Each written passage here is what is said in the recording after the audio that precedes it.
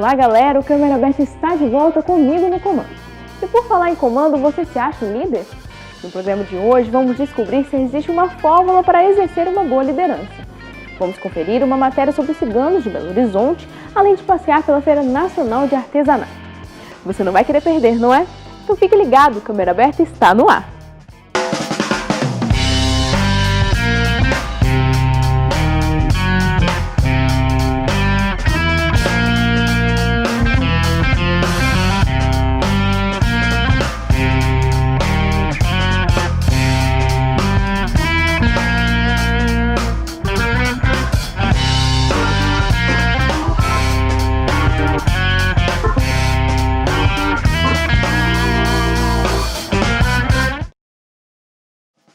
A origem do povo cigano sempre foi envolvida em muitos mistérios.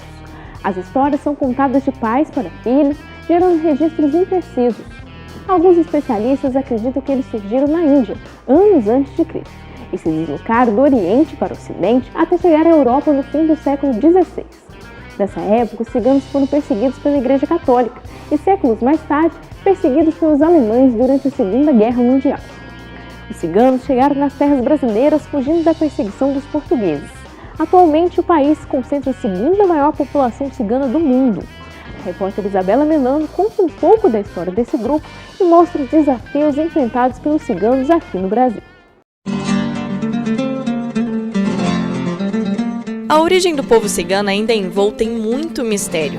São várias as especulações de onde surgiu esse povo. Hoje, quando pensamos nas diversas comunidades ciganas espalhadas pelo mundo, dispersas em todos os continentes, em dezenas de países, nós lidamos com diferenças linguísticas, religiosas e diferenças grandes também nos costumes. No entanto, apesar dessa imensa diversidade de tradições, nós temos algo que vão ligar essas diferentes comunidades onde quer que elas estejam. Ainda que a origem exata seja desconhecida, a tradição dos ciganos não é.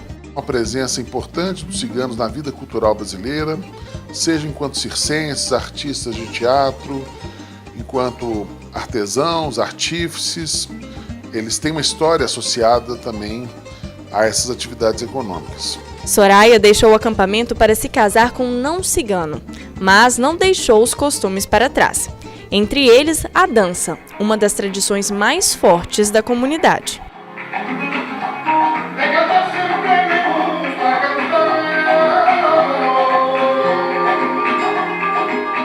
E é com muito carinho que ela lembra da cultura que faz parte da sua formação.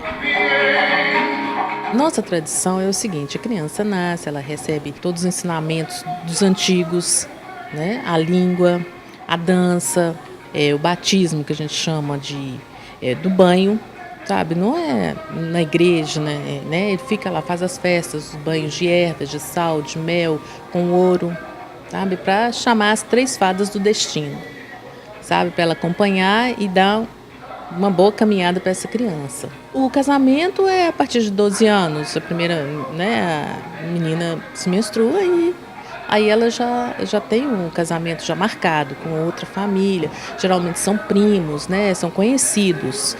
É muito difícil a menina, o menino, não casar com aquele grupo que está acompanhando. Se não tiver, ele vai casar com um outro grupo de ciganos. Geralmente nós vestimos saias compridas, essas blusas podem ter o decote, só não pode ter as pernas aparecendo. O homem, ele se veste muito assim eu falo até cowboy, As festas, são separadas, homens num lugar, mulheres no outro, Então, assim, realmente ainda existe. É o homem que chefia, a mulher trabalha muito, tem grupos que os dois trabalham, Mas muito mudou na vida dos ciganos desde a vinda dos primeiros povos para o Brasil. Hoje em dia tem os acampamentos, mas agora são usados carros, Mudou bastante, caminhonete, até a da dança mudou, Porque agora é o forró, o pessoal, muitos estão deixando de lado, outros não, aí vai da cabeça de cada um, Mas os jovens hoje estão abandonando muito. Mas tem grupos que não, que seguem mesmo a dança, ali não procura, sabe? se afastar daquele grupo justamente para não perder o costume, mas muitos já perderam. Os primeiros registros de ciganos em território nacional datam da colonização portuguesa. Desde então, essas comunidades são encontradas em todo o país, sendo as principais etnias os Calon e os Rom. Os primeiros se encontram aqui desde o século XVI e os segundos desde o século XIX, com a eclosão da Primeira Guerra Mundial. Oriundos da Europa Oriental, se dividem em vários outros grupos. Já os Calon, provenientes da Europa Ocidental e que estão aqui há mais tempo, são os mais integrados à forma de viver brasileira. A história dos ciganos no Brasil é uma história na qual eles foram, a maior parte do tempo, perseguidos. Então, se você compreende que desde a chegada deles à Europa, eles passam perseguições. No Brasil colônia, eles chegam na condição de degredados, são marginalizados no processo colonial. E o Brasil, já instituído enquanto Estado, continua perseguindo os ciganos, com uma série de políticas anti-ciganas. Só recentemente, só nos últimos 15 anos, que há uma reviravolta do ponto de vista da legislação brasileira em relação aos ciganos. Em 2009, pela primeira vez, a pesquisa de informações básicas municipais, realizada pelo IBGE, incluiu uma pergunta sobre a existência de acampamentos ciganos no município e sobre a implementação de políticas públicas voltadas para o grupo. O levantamento revelou a existência de 290 acampamentos ciganos, distribuídos em 21 estados.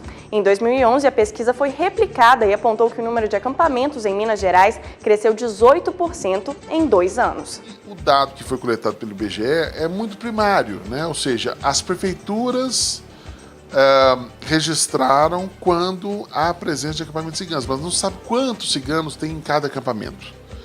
Então, falo nisso porque, sem saber quantos ciganos temos no país e sem saber as condições em que vivem, é difícil estabelecer políticas públicas adequadas. Nas grandes cidades, cada vez mais temos menos áreas propícias ao acampamento.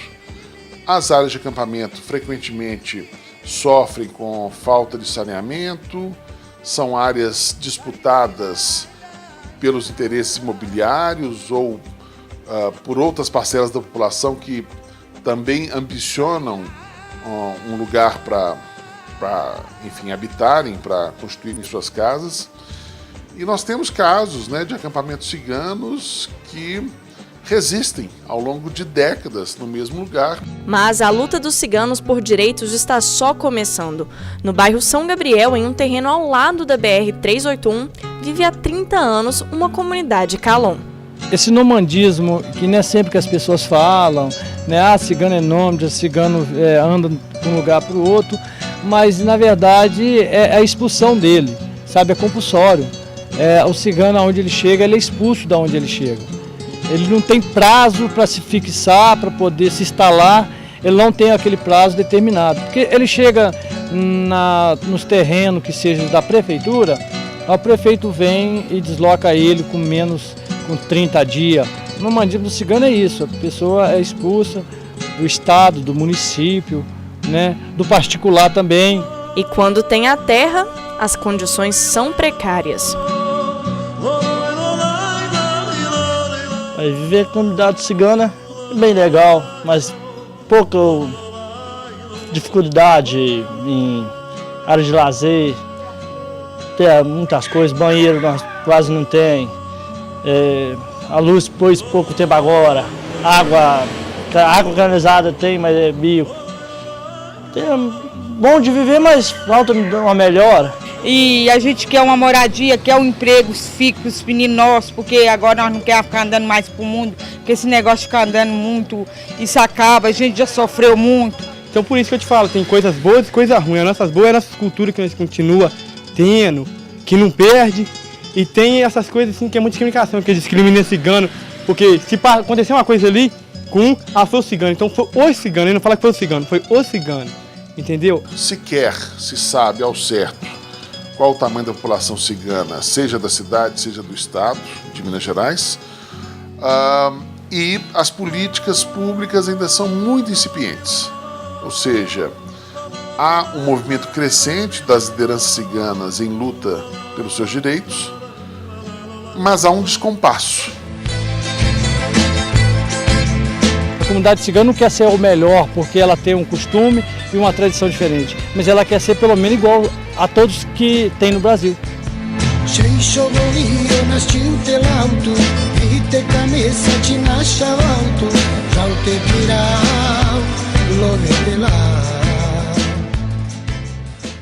Em resposta a essas demandas, o governo federal instituiu no dia 7 de fevereiro de 2007 o Decreto 6040, sobre a Política Nacional de Desenvolvimento Sustentável dos Povos e Comunidades Tradicionais.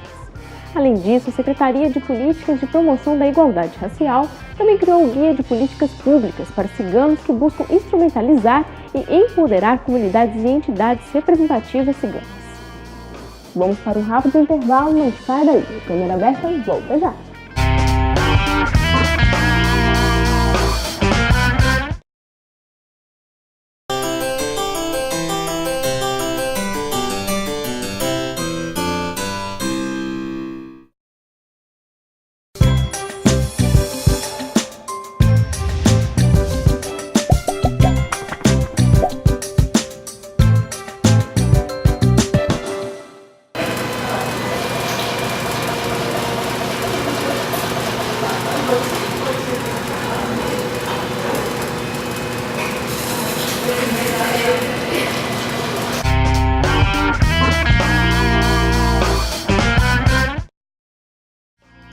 Nada mais bonito que produtos artesanais, não é mesmo?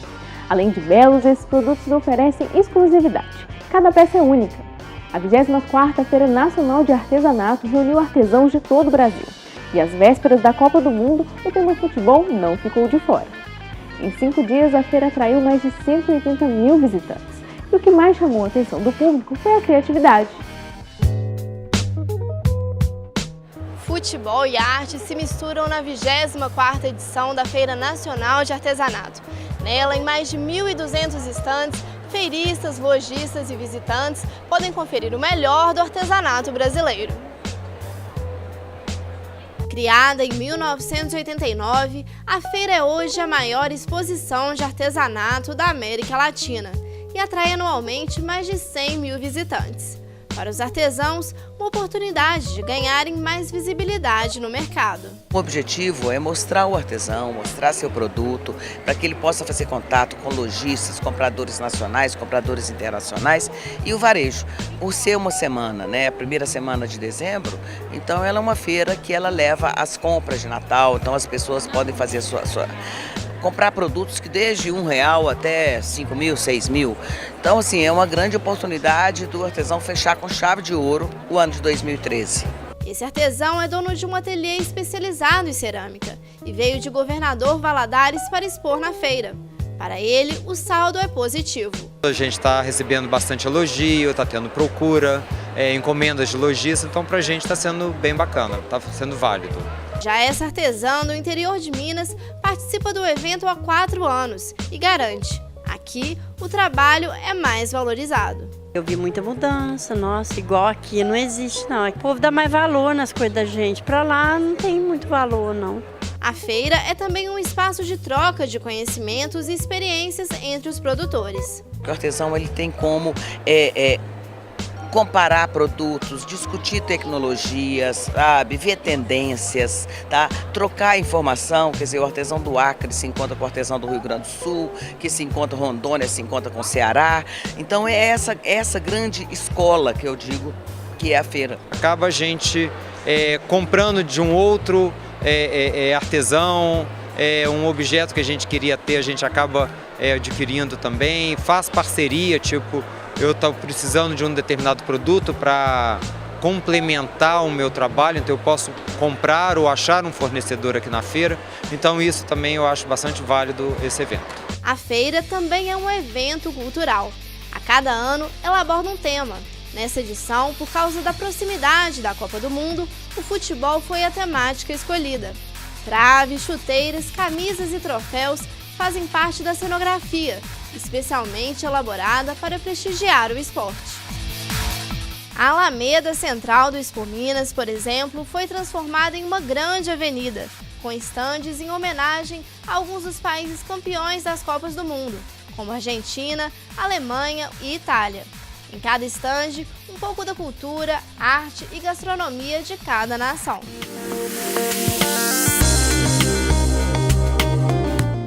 Outra área especial é o espaço indígena. Nele, cerca de 70 indígenas de 23 etnias brasileiras expõem o artesanato produzido em suas aldeias. Sementes, penas, madeira e fibras naturais são algumas das matérias-primas. Uma oportunidade de divulgação e renda. Esse índio Pataxó participa da feira pela primeira vez e veio da Bahia para mostrar o trabalho feito por sua aldeia. Lá, os artesanatos são criados utilizando apenas as sementes. Essa oportunidade foi uma das oportunidades grandes que tivemos, né, que abraçamos, e eu mesmo estou apreciando não só de estar expondo aqui o artesanato, mas também do conhecimento aqui da cidade, né? Muito importante para reviver mais e crescer um pouco mais na sabedoria também. Essa edição conta com mais uma novidade, a exposição Mulher Artesã Brasileira, que homenageia 15 brasileiras que fizeram do artesanato o sustento não só de suas famílias, mas também de suas comunidades. A mesma exposição fez parte da programação da Assembleia Geral, na ONU, em Nova York. Quem visitou a feira, aprovou. Genial, uma coisa fantástica, porque a gente vem ver tanta coisa diferente. Essa feira é demais! Tem os índios, tem os peões dos índios, tem tudo aqui!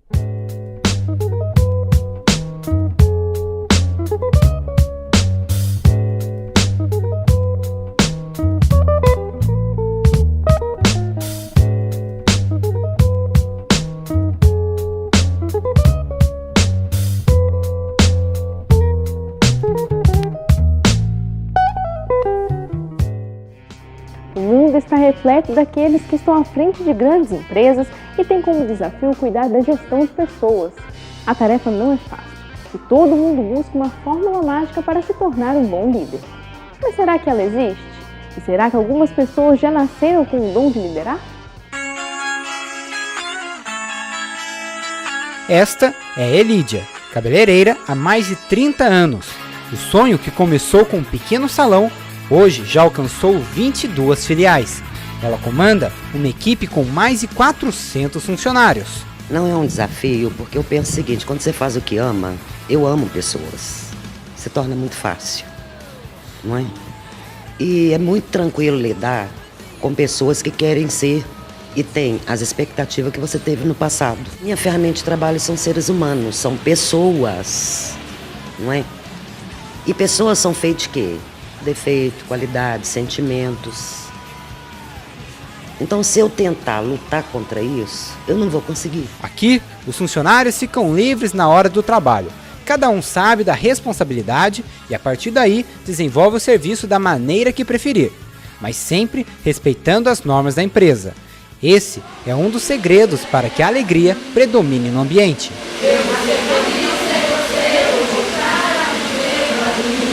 Ela está sempre atenta aos menores detalhes, sempre buscando o nosso aprimoramento como profissional e como pessoa também.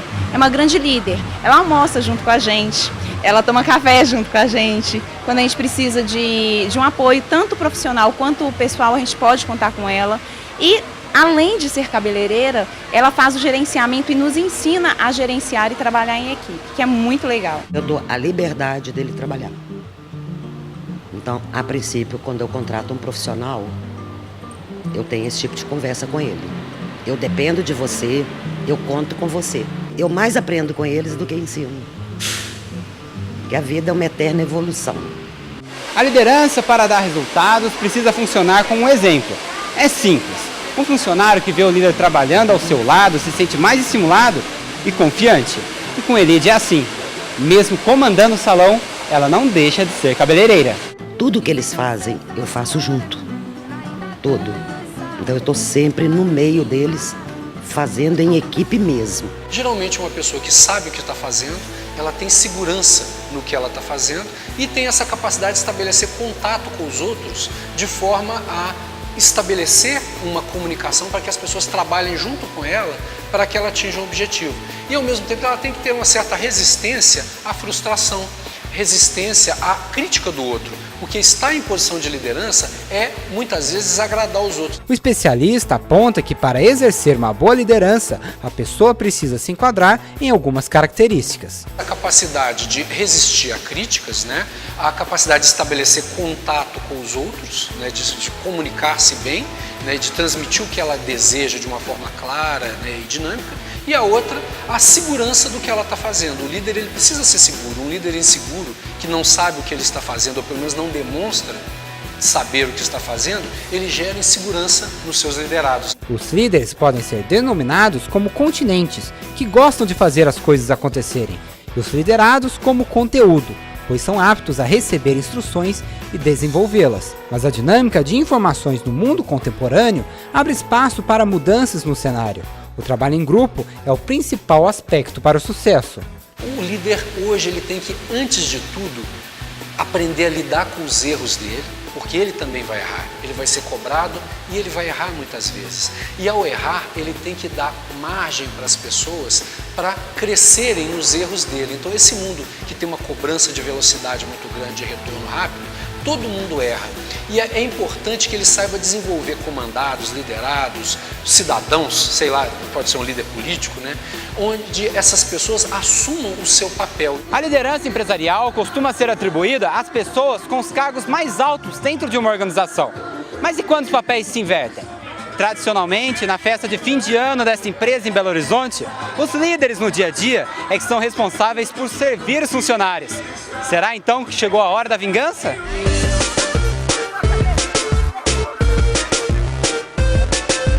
Durante o ano todo a gente que serve o chefe, né? Na festa, eles é que servem a gente. Sempre rola uma zoação, isso aí é líquido e certo. Não adianta apelar, é aquela velha história, apelou, perdeu. É muita carne, muita bebida, muita água, muito refrigerante, então a gente não dá chance de desvingar da gente, não.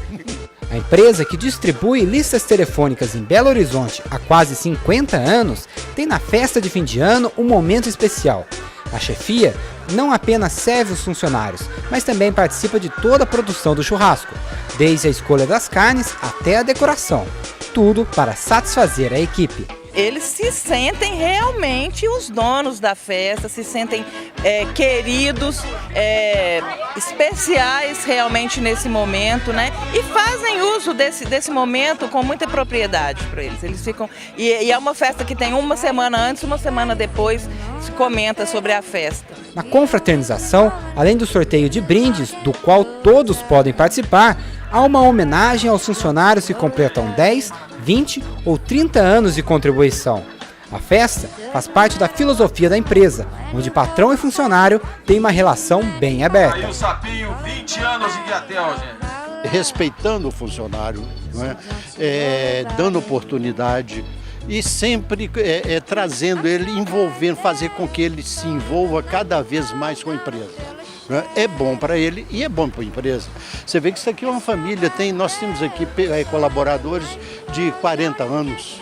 Existem técnicas, existem livros, mas existem cursos, fazemos graduações, pós-graduações, MBAs, doutorados, mas no fundo, na essência, eu acredito que isso não está escrito.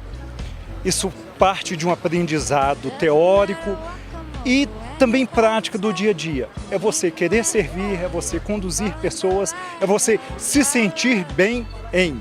Os modelos de lideranças tradicionais em que o chefe manda e o funcionário obedece perderam espaço.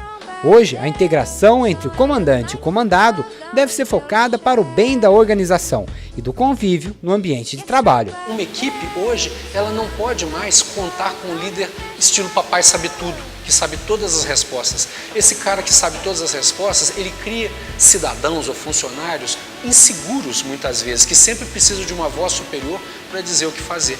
E nesse mundo hoje não há espaço para isso. Em alguns momentos, os funcionários têm que errar.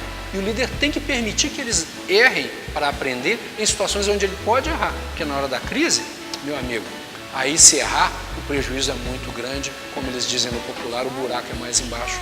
E aí, muitas vezes, o líder paga o preço por isso. Quando uma bomba explode, pessoas podem assumir as tarefas e ter resultados rápidos, respostas rápidas, que vão ser administradas pelo líder, mas não precisam ser necessariamente decididas e abraçadas por ele.